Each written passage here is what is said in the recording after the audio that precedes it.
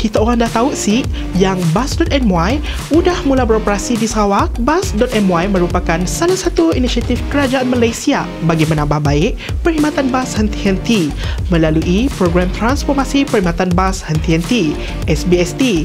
Mun dulunya dikenali sebagai MyBus, kini tu jenamanya telah diperbaharui kepada Bus.my, lengkap dengan reka corak merah jambu, ceria dan menarik.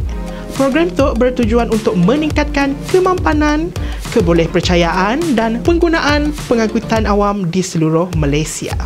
Pada 5 Mac 2025, Menteri Pengangkutan Sarawak MOTS YB Datuk Seri Lee Kim Shin bersama pengerusi Lembaga Perlesenan Kenderaan Perdagangan LPKP Sarawak Encik Michael Kong Feng Yin telah menaiki Bus.my Kuching bagi merasai sendiri perkhidmatan baharu yang ditawarkan.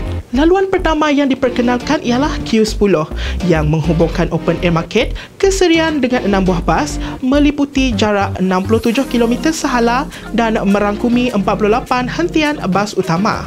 Sebanyak 56 buah bas baharu yang mesra OKU yang dilengkapi dengan CCTV untuk keselamatan, penghawa dingin untuk keselesaan, GPS untuk pemantauan perjalanan, USB port untuk pengecasan peranti, mesin tiket elektronik untuk kemudahan pembayaran yang akan beroperasi di 10 laluan sekitar Bandaraya Kuching apabila perkhidmatan Tok Kelab beroperasi sepenuhnya. Untuk kemudahan pengguna, Bus.my Kuching menawarkan sistem pembayaran tambang terbuka termasuk kad debit atau kredit, e-wallet dan wang tunai.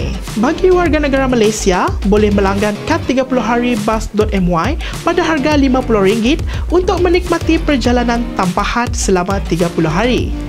Manakala warga OKU, warga emas 60 tahun ke atas, pelajar sekolah dan mahasiswa warga negara Malaysia boleh menikmati tambang percuma dengan permohonan kad konsesi Bus.my daripada pihak pengendali.